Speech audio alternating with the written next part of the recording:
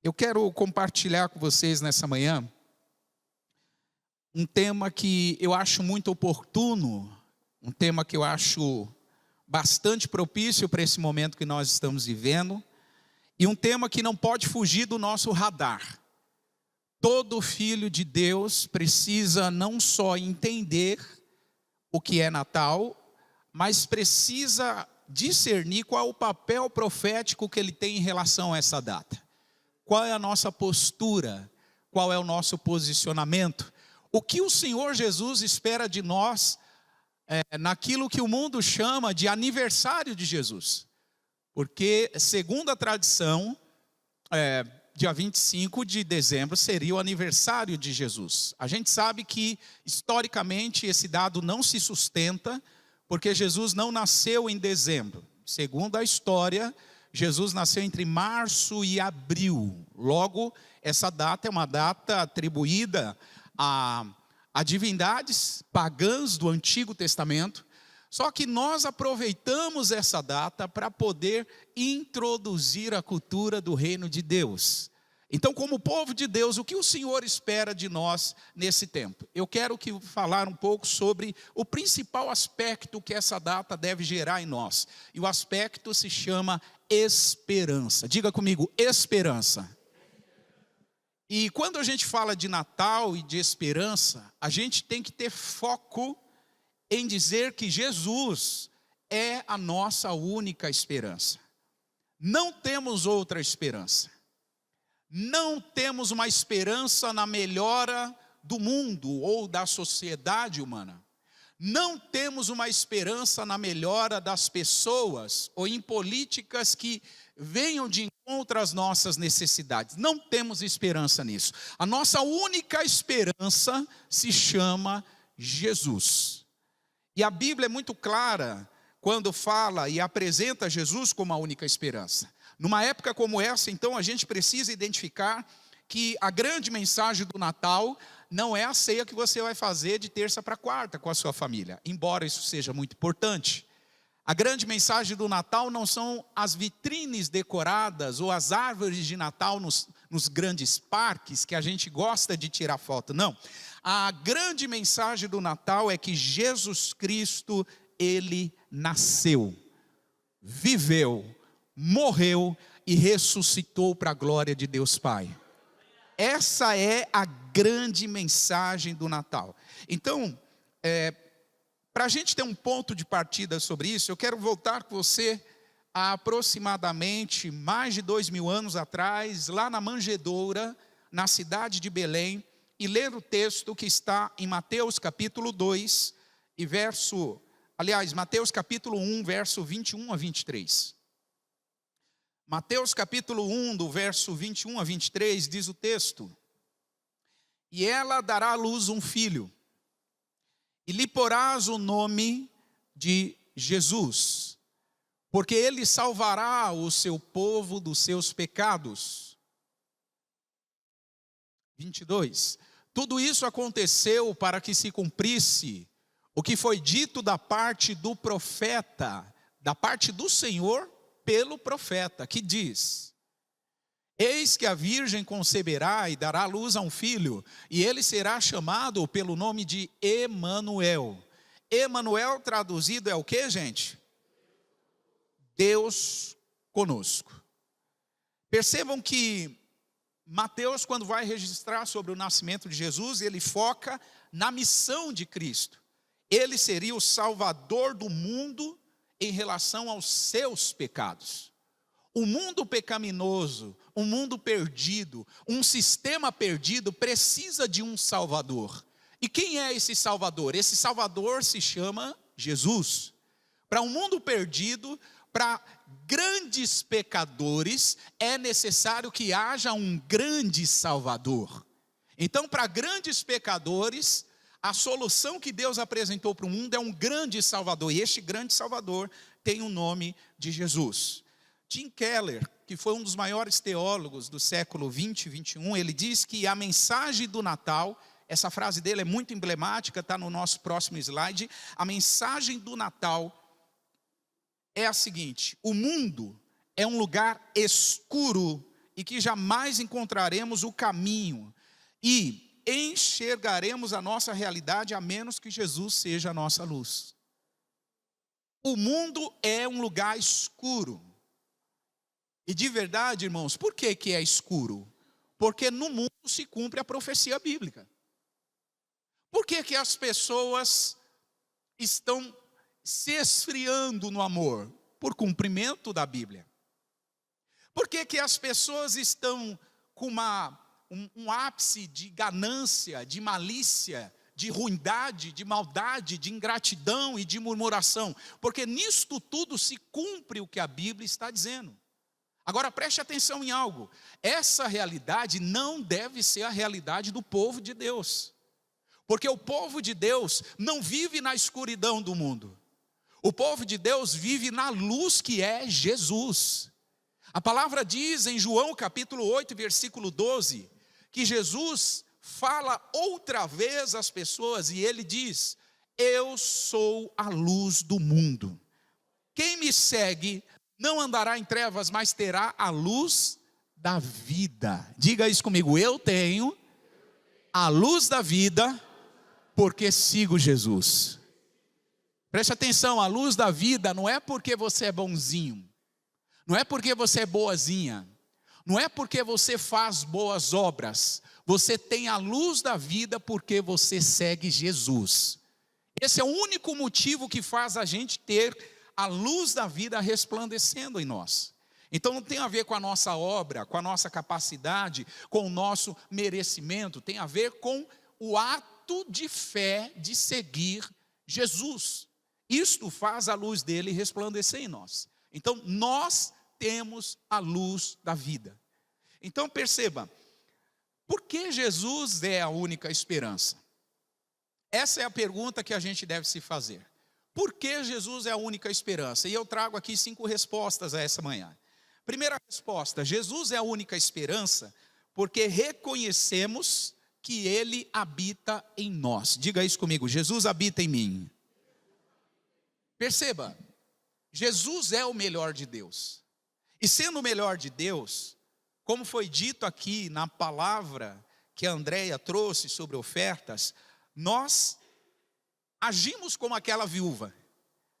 Nós entregamos tudo que temos e somos a Ele. Porque Jesus habita em nós, nós podemos, como diz a palavra, crer que o nosso futuro está assegurado nele. Porque Jesus habita em nós, a gente não precisa temer. A gente pode agir de forma confiante, de forma esperançosa, porque Ele está em nós. Conta-se uma história de um motorista, que ele um dia levou um passageiro, e ele dirigindo, ele avistou uma casa bonita ao final da rua, e o passageiro disse para ele assim: aquela casa é minha. O motorista se surpreendeu e parabenizou aquele passageiro e disse: parabéns, bela casa. No dia seguinte, esse mesmo motorista estava pela mesma rua, e um outro passageiro disse para ele assim: está vendo aquela casa bonita lá? Ele disse: sim, estou vendo. E aí o passageiro disse a ele: aquela casa é minha. O motorista pensou: mas é dele ou é do passageiro de ontem? Na semana seguinte, o motorista estava dirigindo de novo e um outro passageiro, ele olha a casa bonita no final da rua e diz para o motorista assim: aquela casa é minha. O motorista se surpreende e falou: como assim? Esse é o terceiro dono da mesma casa? E aí a gente aprende algo, princípio, nenhum dos três estava mentindo. É que um daqueles passageiros era o dono da casa. Aliás, o construtor da casa. O que tinha construído a casa e se achava dono dela, porque ele construiu. O segundo passageiro era aquele que comprou a casa. E por ter comprado, ele também se achava dono. E o terceiro passageiro era aquele que alugou a casa e estava morando nela. Então ele também se sentia dono. Os três eram donos. E essa verdade, quando a gente transporta para o reino espiritual, traz um princípio maravilhoso para nós. Um evangelista um dia usou essa história para ilustrar a obra da Trindade nas nossas vidas. Preste atenção em algo. Deus nos fez, nos construiu. Ele é o nosso dono.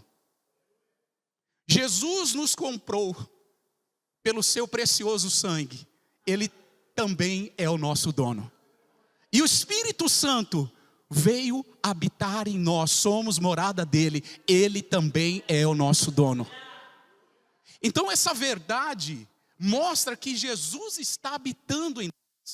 Ele é a nossa vida. Por intermédio do Espírito Santo, ele habita em nós. Então, como reconhecemos que ele habita em nós, a gente pode ter esperança. Eu não estou sozinho. Eu tenho segurança. E por que tenho segurança? Porque alguém me prometeu? Porque alguém me fez uma promessa? Não, porque eu tenho a própria presença de Jesus comigo.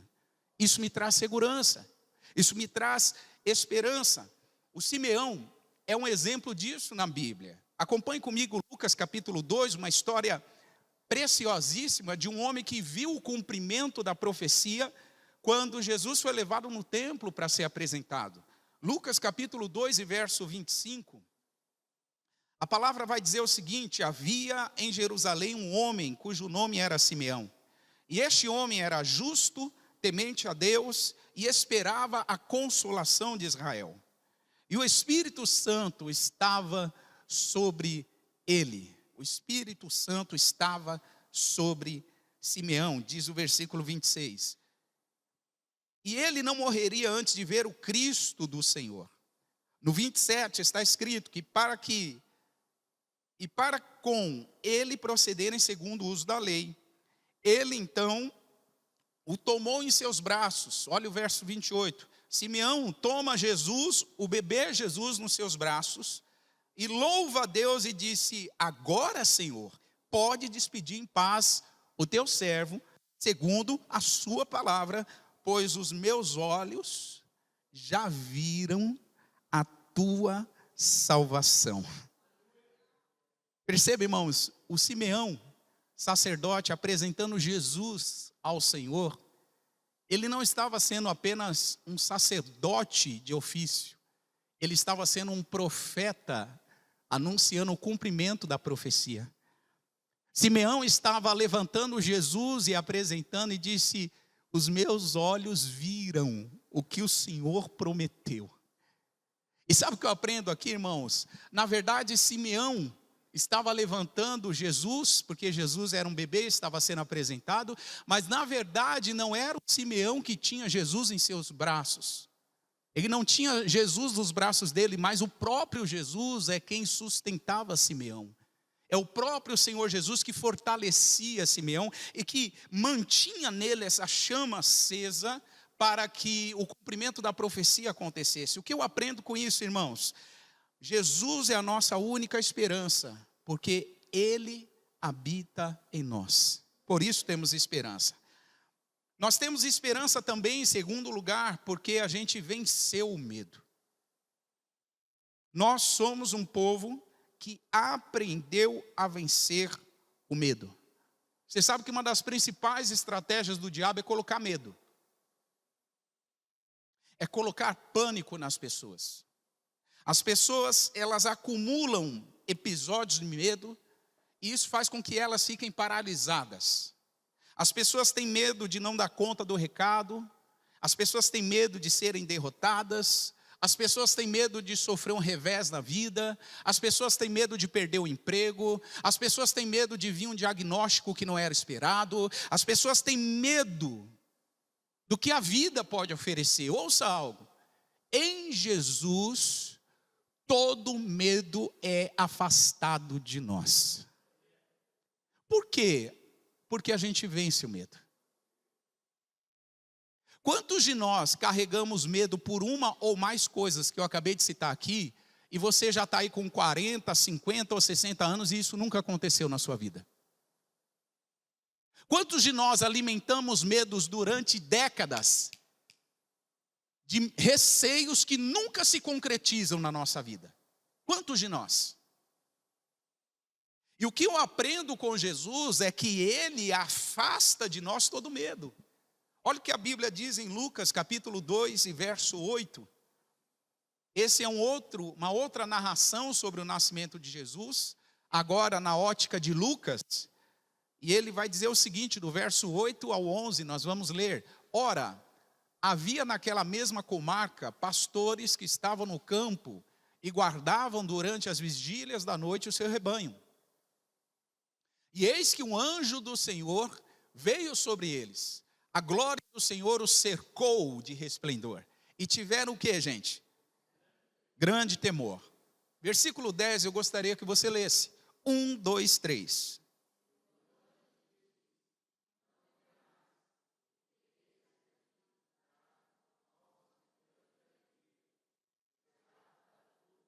Versículo 11, por favor, continue lendo. 1, 2, 3.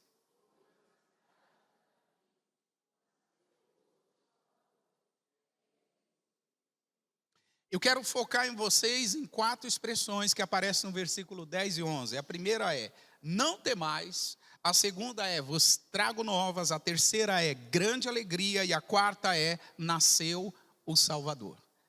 Se você olhar para essa expressão, não temais, que aparece no versículo 10, a gente percebe que os pastores estavam no campo, cuidando das ovelhas.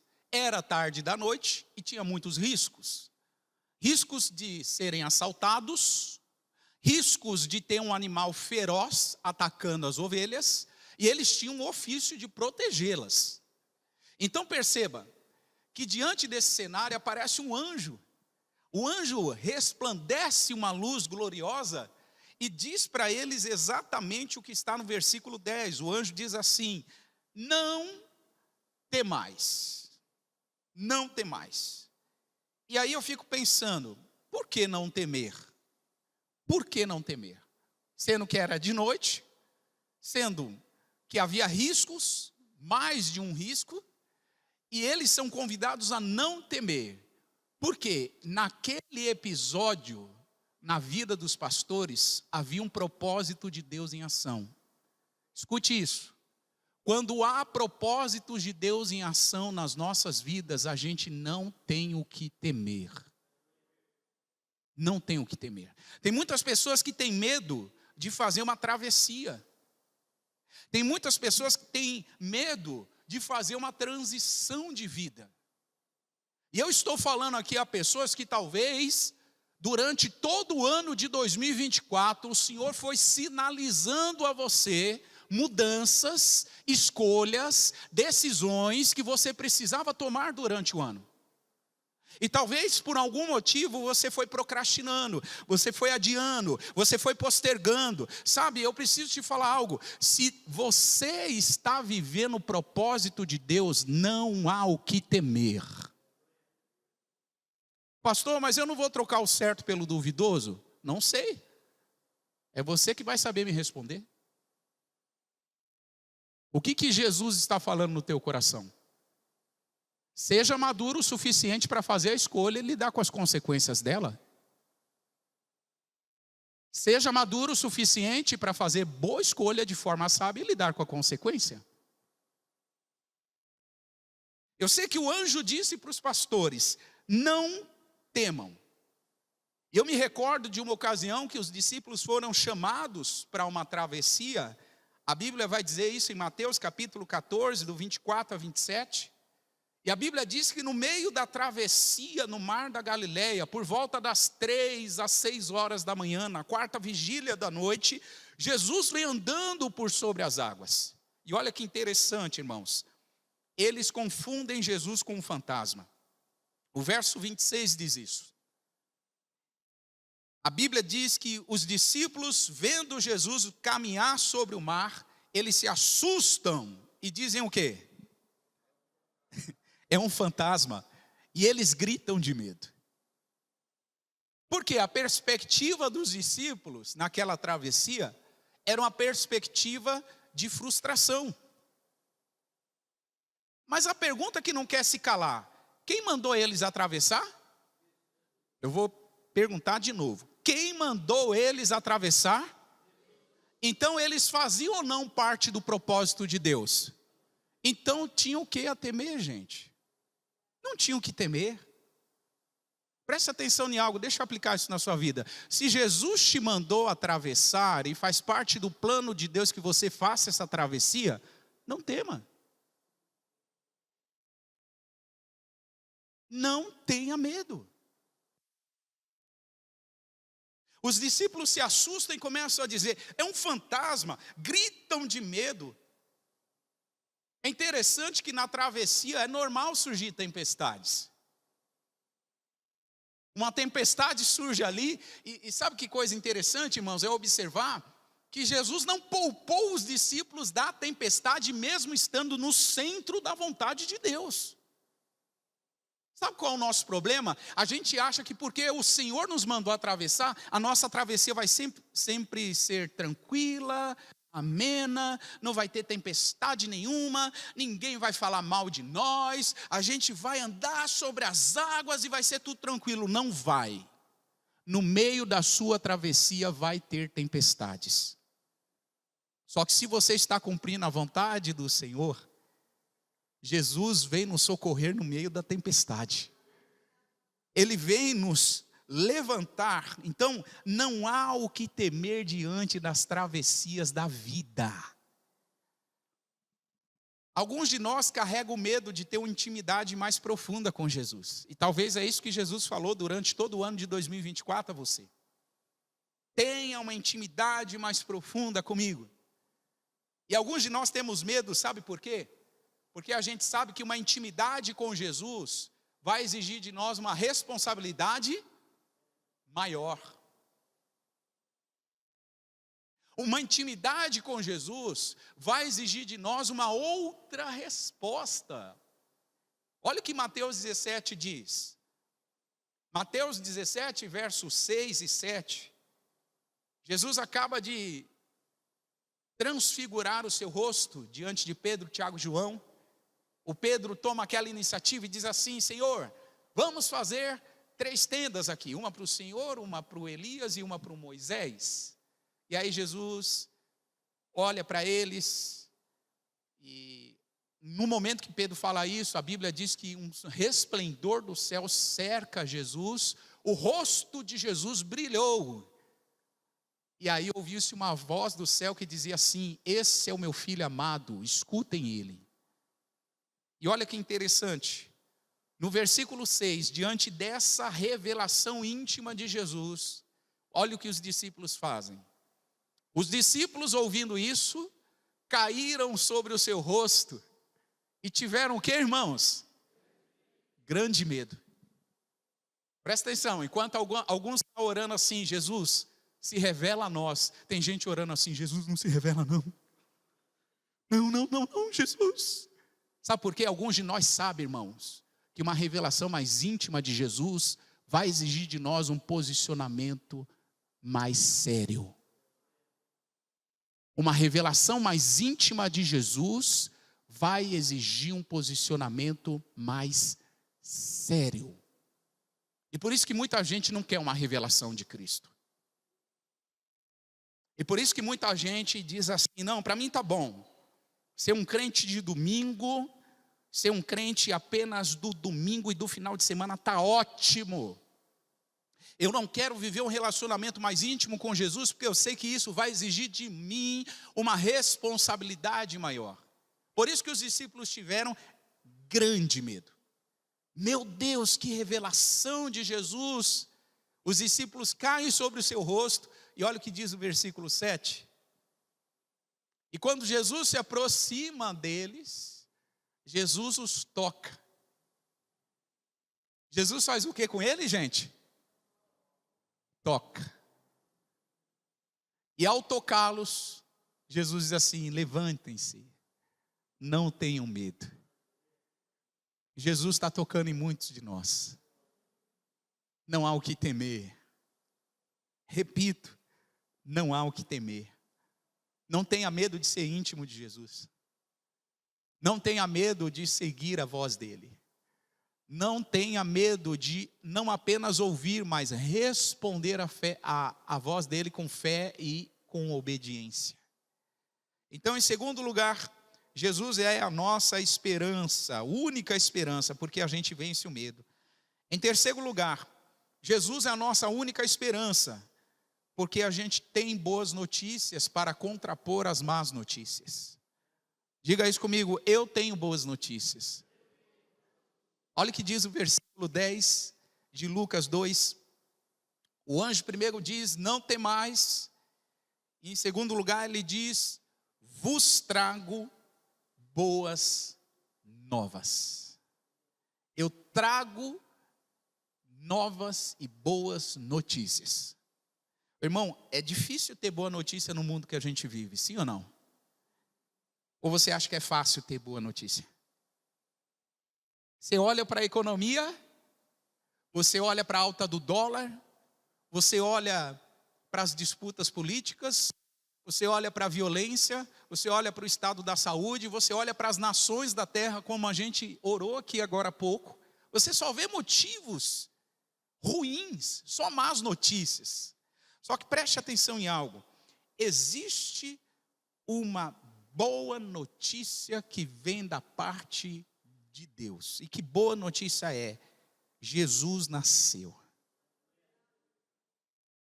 Sabe qual é a boa notícia para o mundo, irmãos? A boa notícia para o mundo é: Jesus precisa nascer em você.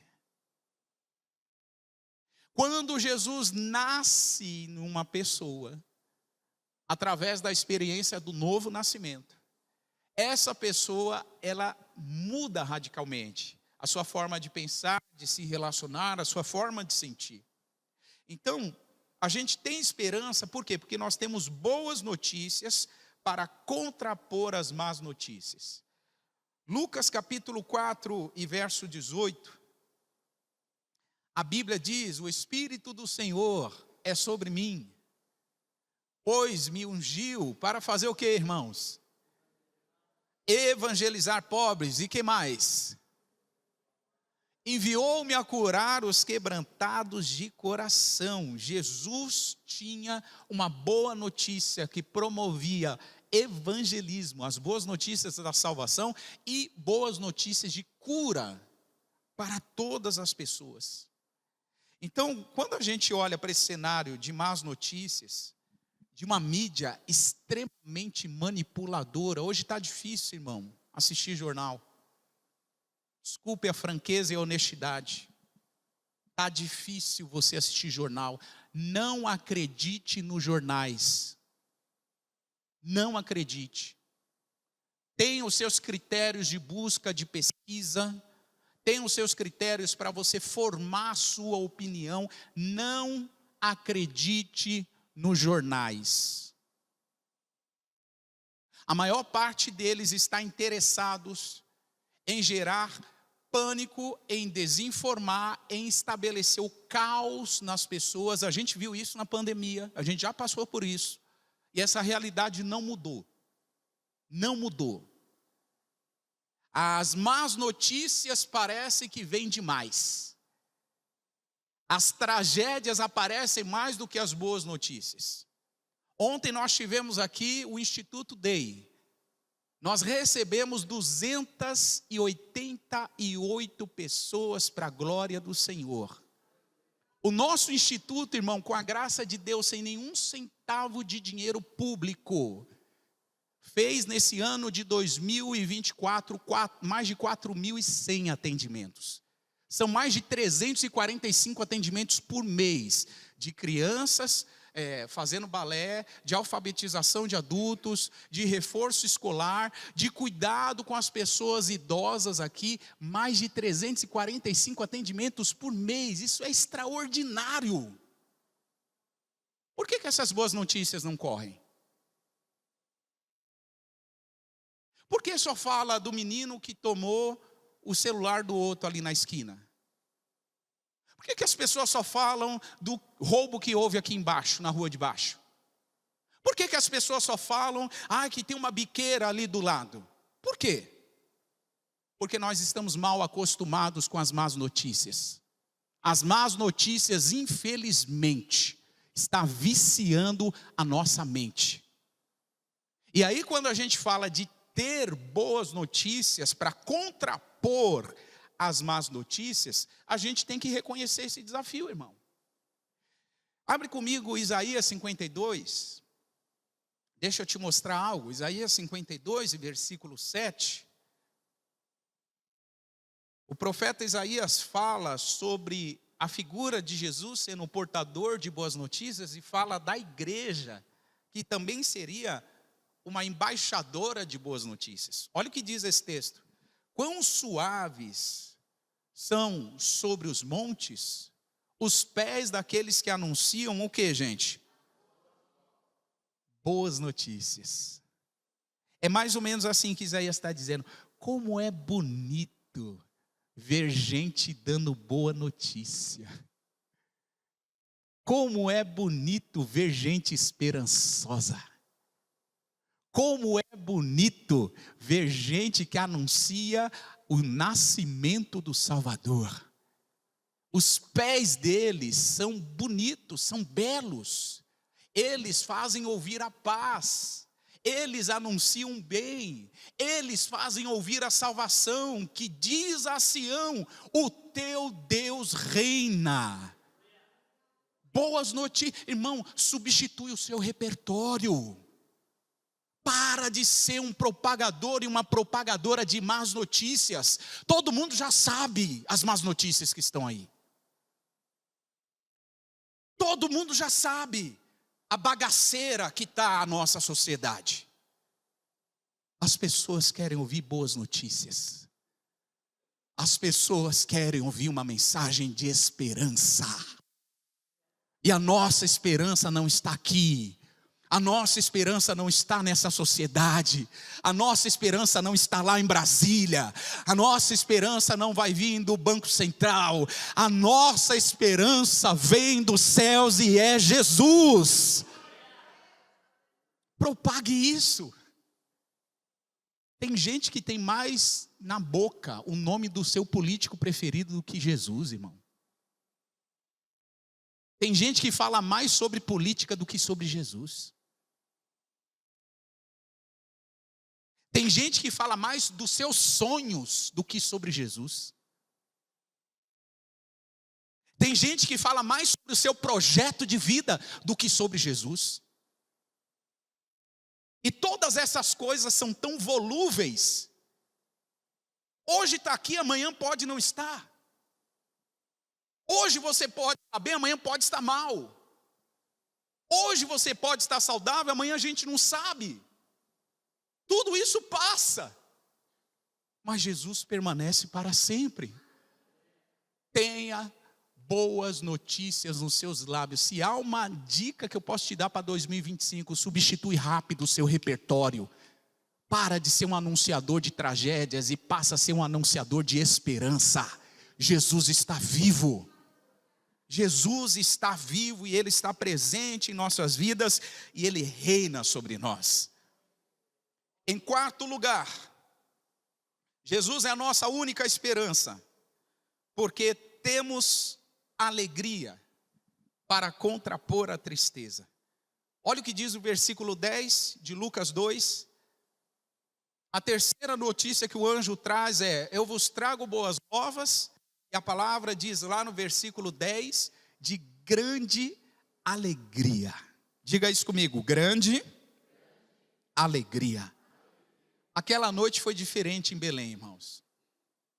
Aquela noite em Belém mudou a história da humanidade. Os anjos são cercados de um resplendor.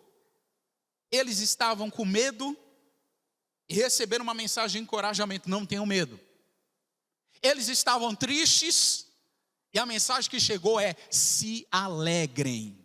Se alegrem. E essa mensagem que os anjos promoveram aqui para esses pastores é impressionante, porque a alegria contagiou os pastores. E por que não dizer, irmãos, a alegria é contagiante. Entra num lugar que as pessoas estão rindo, sorrindo, de bem com a vida, felizes, contando as suas histórias e se conhecendo, você pega a atmosfera daquele ambiente. Entra no ambiente down, onde está todo mundo emburrado, cara fechada, emburrado, chateado e magoado. você segue a atmosfera daquele ambiente. Os anjos receberam uma alegria contagiante, e isso não parou neles. Os anjos propagaram, multiplicaram essa alegria. Não é novidade de nenhum de nós que a indústria do entretenimento, eu já falei sobre isso aqui, a indústria do entretenimento é uma das que mais cresce no mundo. Por quê, irmãos? As pessoas pagam horrores para quem deixa elas felizes. Olha os shows de stand-up comedy. Olha os parques de diversão. Olhe as plataformas de streaming. As pessoas pagam horrores para que alguém faça elas sorrirem. Como se o sorriso é algo externo, é de fora para dentro. A alegria é algo exterior. E a alegria que esses anjos tiveram foi por causa de uma mensagem que despertou algo neles. Despertou um senso de alegria, e um senso de alegria eterna. É esse tipo de alegria que Jesus quer compartilhar com a sua igreja, irmão. João capítulo 16, acompanhe comigo. João capítulo 16, verso 20 ao 22. A palavra diz: na verdade vos digo, que vós chorastes e vos lamentareis, e o mundo se alegrará. Vós estareis tristes, mas não termina a história na tristeza. Jesus disse para os discípulos: vocês ficarão tristes enquanto o mundo se alegra, mas a história não termina assim. Esse não é o fim. A vossa tristeza se converterá em alegria. A tristeza se converte. Alguns dizem, né? Não, diante de Jesus até a tristeza salta de alegria. Isso é jargão. Jargão crente. Entendeu? A Bíblia diz que a tristeza será convertida. É mais ou menos assim. Aquilo que hoje te faz ficar triste, se faz parte de um plano de Deus para a tua vida, amanhã isso que hoje te faz triste vai te fazer se alegrar. Acho que você não entendeu isso, né?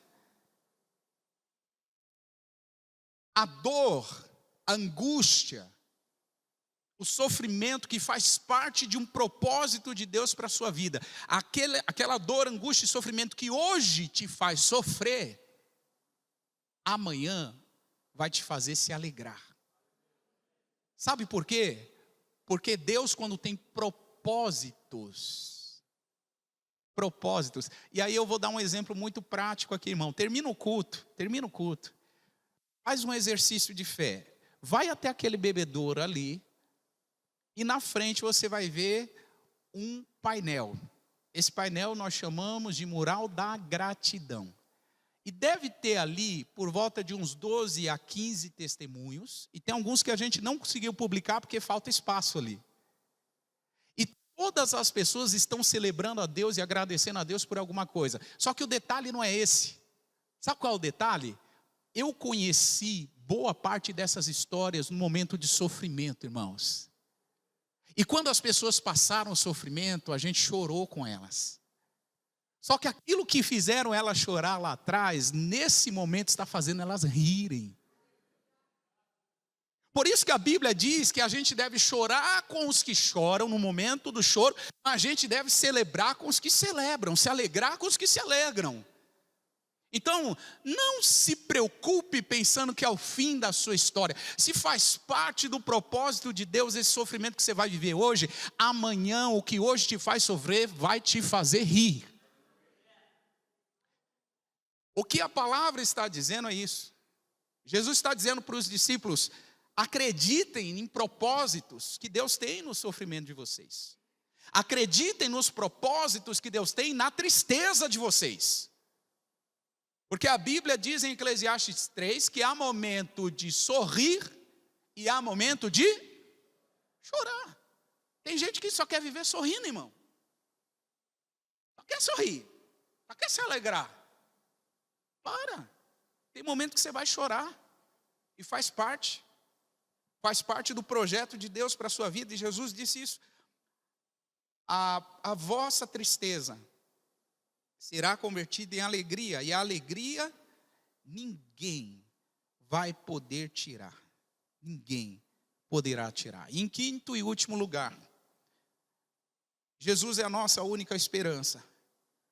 Porque num cenário de perdição, nós temos um Salvador. O mundo pode estar perdido, mas quem está em Cristo está salvo.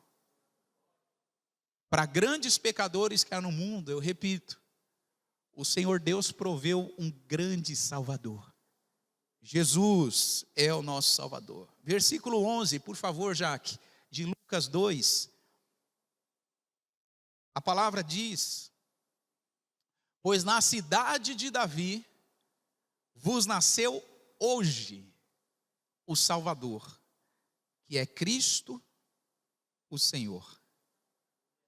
A espera por esse momento, irmãos, durou séculos.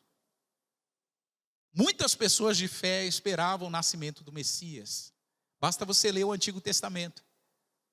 Você vai ver Abraão, Isaac, Jacó, você vai ver José, Moisés, você vai ver as tribos, você vai ver os reis, você vai ver os profetas, os poetas do Antigo Testamento, os grandes homens de Deus do passado falando sobre a esperança messiânica.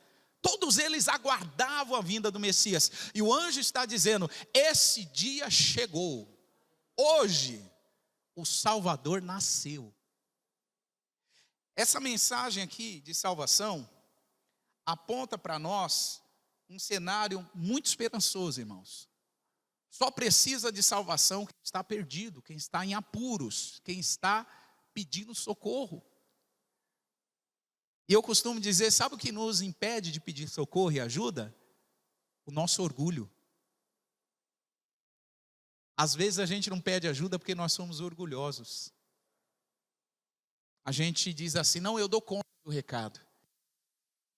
E Jesus não vê a hora de um filho dele se voltar para ele e dizer: Senhor, me socorre, me ajuda, me salva. Eu estou num apuro que eu não sei lidar com ele, me salva. É nesse momento que Jesus entra em cena e traz sobre nós perdão para os nossos pecados, cura através das suas feridas na cruz e nos dá um novo fôlego de vida. 1 Pedro capítulo 2 e verso 24. Eu estou caminhando para o final, ministério de louvor, por favor, pode se posicionar. 1 Pedro capítulo 2 e verso 24. Por favor, vamos ler juntos. 1, 2, 3. Levando ele mesmo em seu corpo os nossos pecados sobre madeiro.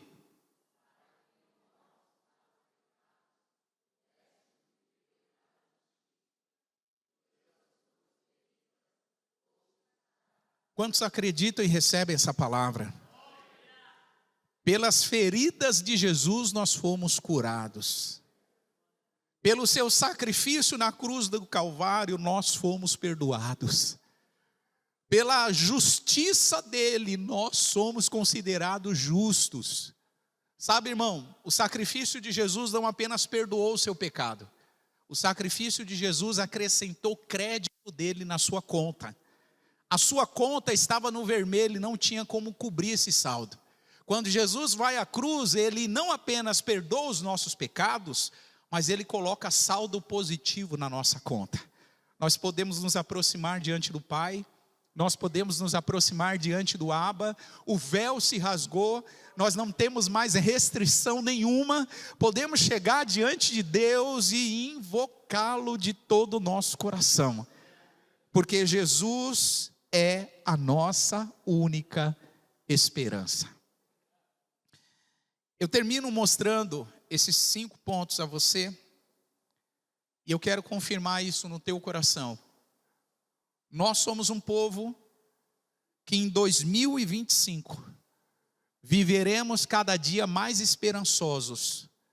Em primeiro lugar, porque reconhecemos que Jesus habita em nós. Deus nos criou Jesus nos comprou e o Espírito Santo habita em nós. Somos dele e ele é nosso. Em segundo lugar, teremos esperança em 2025 porque não temos medo. Não temos medo. O perfeito amor lança fora todo o medo. Não temos medo, irmão. Não temos medo. Não tememos o que os homens podem nos fazer. Jesus falou do que adianta temer os homens que matam apenas o corpo e não podem fazer nada com a alma. Jesus falou: temam antes aquele que, além de matar o corpo, tem o poder de lançar a alma no inferno. É esse que vocês têm que temer. Em terceiro lugar, nós temos esperança porque a gente tem boas notícias. Igreja do Cordeiro, CBN, substitua o seu repertório. Em 2025 eu oro para que o Senhor Jesus encontre nos seus lábios boas notícias que vêm da parte dele. Boas notícias que a gente só tem se olharmos para ele. Em quarto lugar, nós temos alegria. Somos um povo de esperança porque temos uma alegria eterna. Uma alegria que não é externa, uma alegria que vem de dentro. E que é resultado mesmo de situações de tristezas que foram convertidas por Deus em situações que nos promovem alegria. E em último lugar, nós temos esperança porque temos um Salvador. Estamos salvos na pessoa de Cristo. Quero te convidar a se colocar de pé.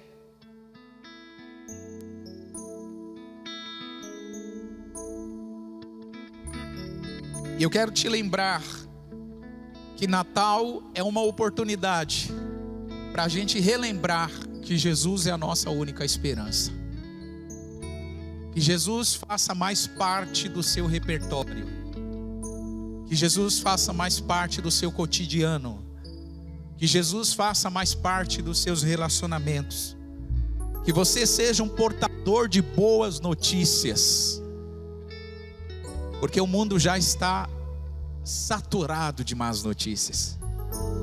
A gente precisa ter algo bom, igreja. E só teremos algo bom se estivermos conectados à fonte de toda a bondade que é o nosso Senhor.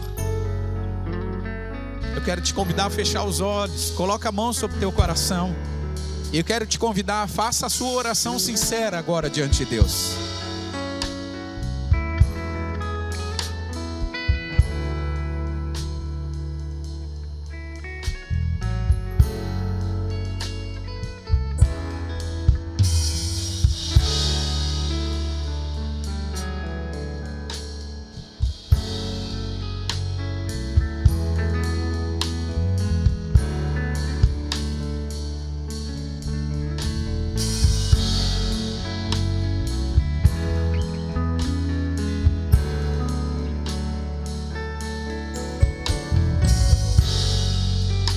Senhor Jesus, não há outro nome pelo qual somos salvos.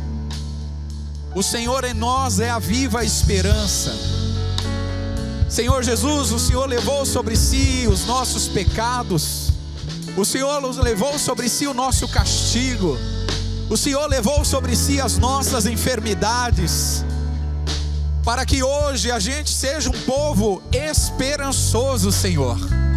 E eu declaro isso a despeito de todo o cenário da sociedade, a despeito das más notícias, a despeito dos maus rumores. Nós seremos um povo firmado em esperança. Em esperança. Confirma, Senhor Jesus, esta verdade em nossos corações. Confirma essa verdade nas famílias aqui reunidas. Confirma essa verdade sobre a tua igreja, não só em Capão Redondo, mas em toda a cidade de São Paulo, em todas as cidades do Brasil e do mundo. Confirma esta verdade, Senhor. Que a glória do Senhor encha toda a terra.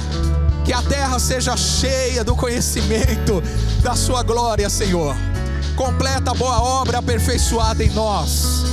Transforma-nos, liberta-nos e ajuda-nos a confiar em Ti, em cada travessia, em cada momento desafiador da nossa história. Ajuda-nos e ensina-nos a confiar em Ti. Nós oramos, Pai, e queremos Te agradecer. Levante um altar de gratidão ao Senhor. Te agradecemos, Jesus. Te agradecemos, Senhor, e Te honramos. Te honramos.